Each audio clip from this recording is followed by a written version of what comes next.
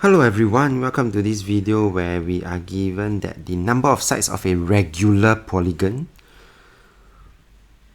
and each of the interior angle is 165.6 degrees. So from here, how do I find the number of sides?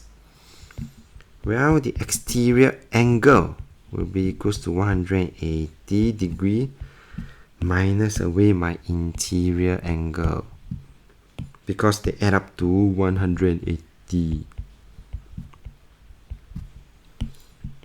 This will give me 14.4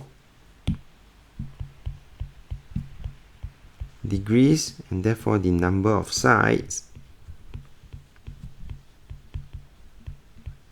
will be equals to 360 degrees, which is the sum of the interior angle divided by 14.4 degrees.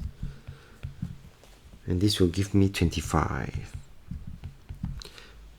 With that, we have come to the end of this video. If you like this video, do give it a thumbs up. Thank you for watching. Have a nice day.